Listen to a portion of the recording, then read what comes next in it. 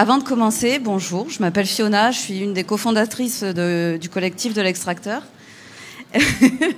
Et je suis une ancienne membre. Et avant de commencer, je voulais juste vous dire un avertissement. Dans la vraie vie, je suis écologue marin. Donc ça n'a rien à voir avec le sujet de l'emprise mentale. Du coup, j'ai un sacré syndrome de l'imposteur là tout de suite. Ouais, faut être honnête dans la vie. Donc j'ai fait beaucoup de biblios pour pouvoir en fait essayer de comprendre au cours de mes 3 années à l'Extracteur ce que je voyais, tant au niveau des adeptes de Casas Novas, parce que moi je vais parler directement d'adeptes, et donc j'ai fait de la biblio bien sûr, mais je ne suis pas ni psychologue ni sociologue, donc je vous prie de m'excuser si je fais certains raccourcis pour les spécialistes du domaine. J'ai essayé de pas trop dire de bêtises normalement. Pour démarrer, on va tous être d'accord on va tous se mettre dans les bonnes conditions, c'est les définitions de l'emprise mentale. Donc on la définit comme un contrôle psychologique qui déstabilise, diminue ou abolit les pensées, mais également les processus décisionnels, la capacité à juger et le pouvoir d'autocritique. Okay. L'idée, quand on fait de l'emprise mentale sur quelqu'un, c'est de lui priver d'une partie, ou en entier, de son libre arbitre, avec parfois, mais pas toujours, des conséquences graves pour lui, pour ses proches et parfois même pour la société.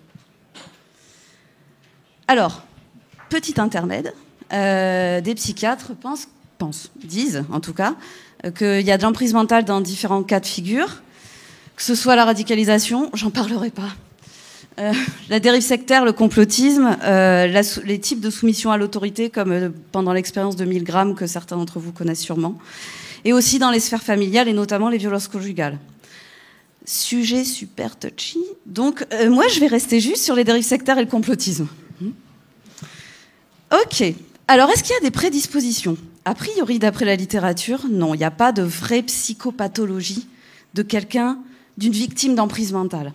En tout cas, il n'y a pas de profil psychopathologique de quelqu'un qui va être sous emprise. Ok ? Mais un peu quand même, en fait.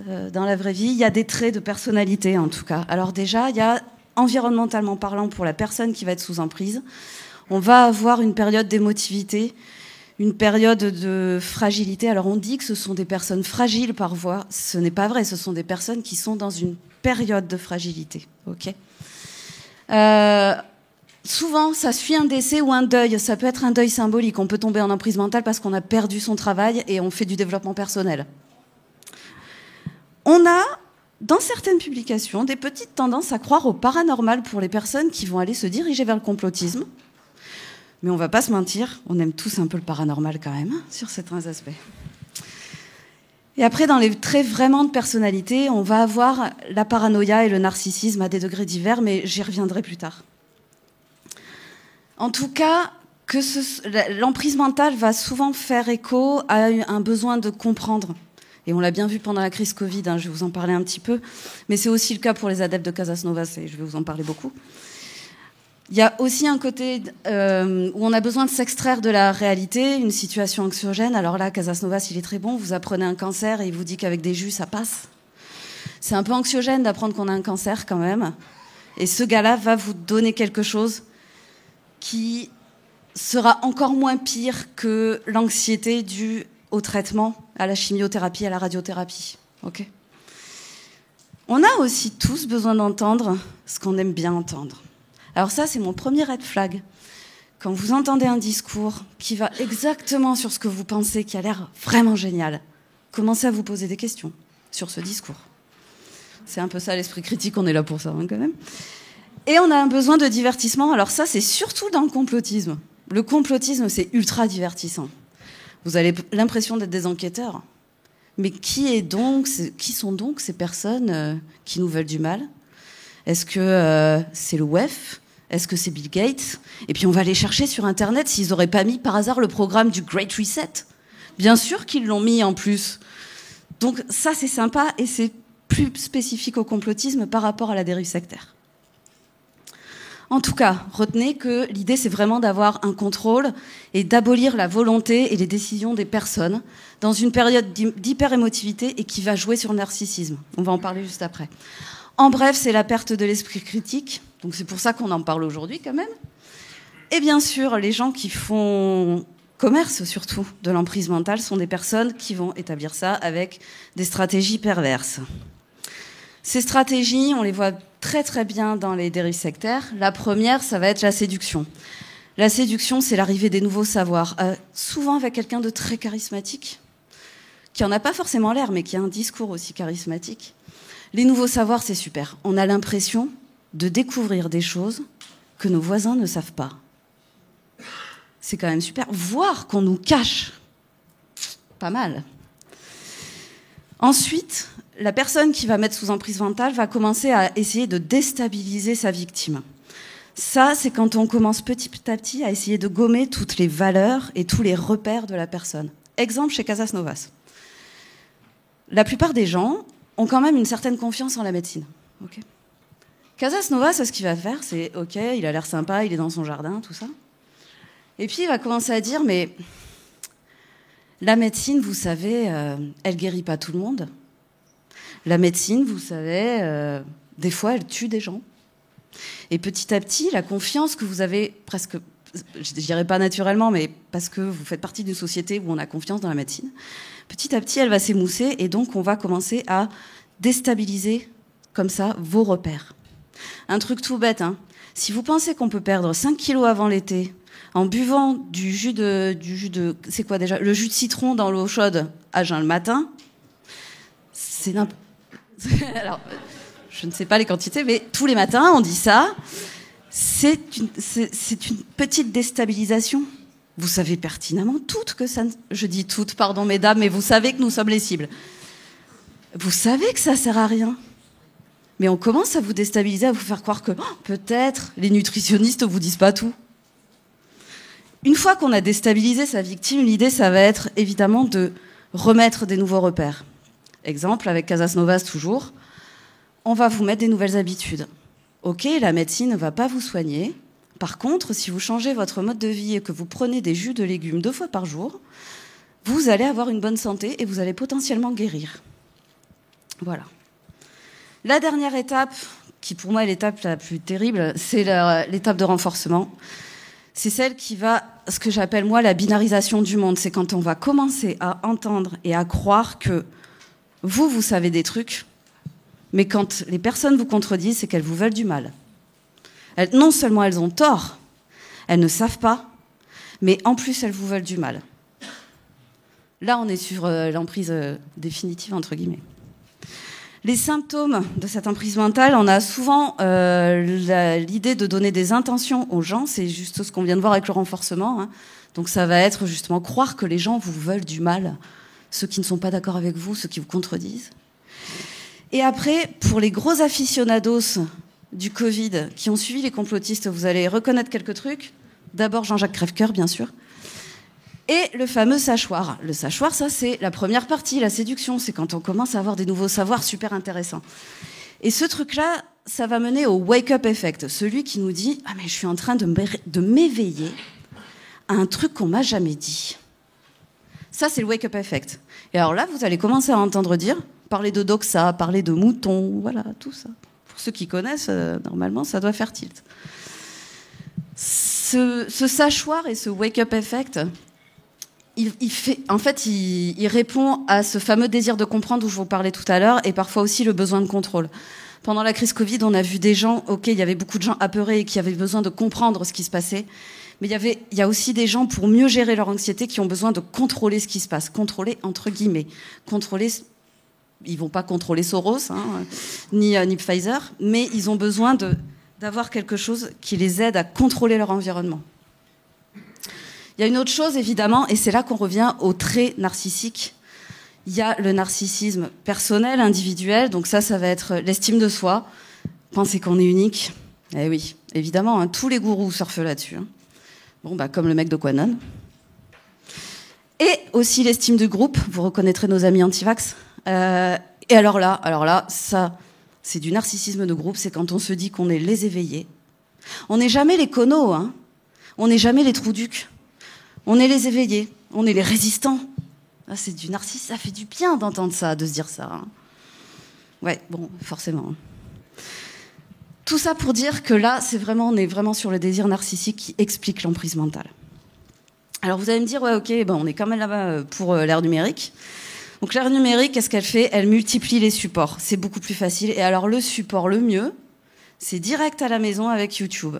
Moi, c'est ce que j'appelle le support du feignant.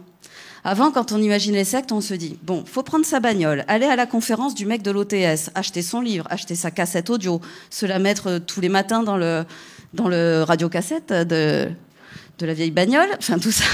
Maintenant, on reste chez soi, le cul dans son canapé, et on écoute. Vachement bien quand même. C'est une diffusion à grande échelle. On voit aussi des complotismes notamment qui se globalisent. C'est-à-dire qu'il y avait des théories du complot qui étaient inféodées à certains pays. Et puis ça commence petit à petit, grâce à Internet, à se diffuser partout. Et donc on fait des super méta théories du complot. L'emprise mentale est beaucoup plus rapide aussi sur les réseaux sociaux à cause de la bulle de filtre. Ça, c'est une des grandes différences. Et ça coûte rien. Pas besoin d'acheter le livre, pas besoin d'acheter la cassette, tout ça. Bon, il y a encore des gens qui achètent les livres d'Orion Côte quand même, hein, mais bon, c'est pas grave. Et ça permet le comeback des vieilles théories. Parce qu'avant, on avait des théories du complot, notamment, qui étaient spécifiques à certaines générations. Les gamins de l'an 2000 ne sont pas censés remettre en question l'alunissage. S'il n'y avait pas eu Internet, c'était leurs parents, à la limite, mais ça restait dans la sphère familiale. Là, ils y croient, il n'y a pas de souci. De toute façon, il y a un mec sur Internet qui l'a dit. Donc, passons aux dérives sectaires. Comment on fait une secte avant Internet? Vous oubliez tout de suite qu'il y a Internet. On fait une petite secte à papa, un truc des familles. Vous prenez un gourou charismatique, une doctrine toujours en opposition avec la société ou la religion. Alors ça, la religion, c'est bien pour les sectes apocalyptiques et surtout les religions quand elles commencent à être un peu plus light à la fin du 18e, du 19e siècle. Hein. Eux, quand les mœurs ont commencé à être un peu plus soft dans certaines religions, c'était direct « Oh mon Dieu, nous allons tous vers l'apocalypse ». Jolie petite dérive sectaire. Bref, tout ça pour dire, c'est assez facile, vous mettez quelqu'un en état de fragilité, le gourou, vous mélangez tout ça, vous attendez le tour de la toile d'araignée, et après, vous avez une jolie petite secte. L'équipement, il est assez simple, il est un peu chiant et un peu cher, mais il faut aller aux conférences, il faut acheter les livres, il faut acheter les cassettes. Vous avez toujours à la sortie un discours extrêmement stéréotypé qui sort de la bouche du gourou et de tous ses adeptes. Et vous avez, en général, avant Internet, une petite communauté physique fermée. Internet arrive, la secte 2.0, le gourou charismatique, la doctrine contre la religion ou contre la société, une personne en état de fragilité, un gourou charismatique, une discussion, une quête de sens, la toile d'araignée, vous laissez mijoter, c'est la même chose. Vous avez exactement la même chose, les méthodes sont les mêmes. Par contre, l'équipement est un peu différent. On peut avoir YouTube. À la sortie, on a toujours un discours extrêmement stéréotypé. Et à la plus grande différence en réalité avec avant Internet, c'est que vous avez une communauté en ligne. Attention, hein, il y a encore des communautés physiques. Il y a des gens qui recrutent sur Internet pour faire des vraies communautés après. Mais là, vous avez des communautés de centaines de milliers de personnes, mais uniquement numériques. Donc voilà, on a pas mal de gourous avant, après. Il y en a qui étaient là avant Internet, hein, comme notre ami Raël, et puis il y en a qui sont toujours là, comme notre ami Raël, qui fait des posts Facebook sponsorisés. Oui, la scientologie, bien sûr, adore Internet aussi. Si vous voulez découvrir des gourous, je vous conseille la chaîne d'Acculte, si vous ne connaissez pas, qui fait des super vidéos. Et pour les complotistes, je vais y aller très vite. Donc ça, on a tout plein de complotisme. On va en parler, vous inquiétez pas, ça va être super sympa. Si jamais vous voulez connaître des choses en complotisme, surtout jamais ne regardez Silvano Trotta, le big boss, le boss final du complotisme. Lui, je crois qu'il les coche toutes, hein, les chemtrails et tout. Bon. Il est fabuleux. Je vais vous parler des complotismes très très vite parce que j'entends beaucoup de bêtises ces derniers temps. Le complotisme a toujours existé et de ce que j'ai lu dans la littérature, une des premières choses, un des premiers écrits complotistes, c'était sous Néron pendant l'incendie de Rome. Le complotisme, on va être clair, c'est se dire qu'il y a des gens très haut placés qui ont des intérêts cachés et qui font des choses dans la société à leur profit, évidemment. Hein. Mais ils ont toujours existé comme les sectes. Le truc, c'est que Même la chasse aux sorcières, on pourrait presque dire que c'est une sorte de complotisme. C'est-à-dire qu'on a fait croire que des femmes avaient des intérêts. En général, pas du tout. Vous savez très bien que c'était pour avoir des terres et tout. Enfin, bon, c'était un peu n'importe quoi. Le complotisme, les complotismes, je vais vous expliquer pourquoi je dis les complotismes, et les complotismes grandissent toujours sur les crises. Que ce soit l'incendie d'une ville, que ce soit la libération des mœurs, que ce soit un nouvel ordre mondial avec la guerre froide, c'était un nouvel ordre mondial, ou bien Tchernobyl, tout en haut. Tout ça, c'est du complotisme. Dès qu'il y a une crise sociétale, il y a du complotisme.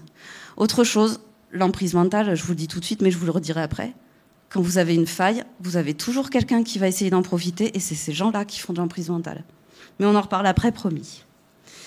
Donc, par contre, une petite chose. Il n'y a jamais eu plus de complotisme maintenant qu'avant. Toutes les études sont assez claires là-dessus. Le seul truc, c'est qu'avant, en fait, les complots, c'était soit le truc du PMU, soit avant, c'était la rumeur. Il y avait beaucoup de rumeurs, mais ça ne se voyait pas sur Internet, évidemment. Donc c'est pour ça que moi, je parle de plusieurs complotismes en réalité, parce qu'ils ne font pas tous de l'emprise mentale. Et notamment, j'ai du mal à parler de gourous pour les complotistes, et pas exactement pour les complotistes, mais pour les figures du complotisme.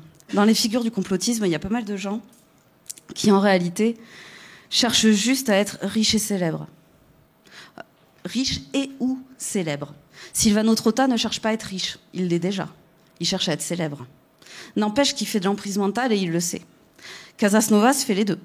Bon, lui, vous allez me dire, c'est une dérive sectaire, mais il a une bonne partie complotiste quand même. Donc, pour moi, il y a vraiment plusieurs complotismes, et quand on se met à l'échelle individuelle, les figures du complotisme n'ont pas les mêmes motivations, et toutes ne cherchent pas à faire de l'emprise mentale. Les gourous de sectes cherchent tous à faire de l'emprise mentale. Autre chose, une bêtise que j'entends aussi assez souvent, on va me dire, oui, le complotisme, c'est les crises, mais c'est aussi la crise de la défiance envers les institutions. Ce n'est pas vrai. Il y a même des institutions qui sont renforcées chez les complotistes. Il y a des institutions que les complotistes kiffent quand elles leur disent des trucs qu'ils aiment bien. Ok ? En fait, dans la littérature, c'est surtout l'impression de corruption des élites qui va pousser les gens à devenir complotistes.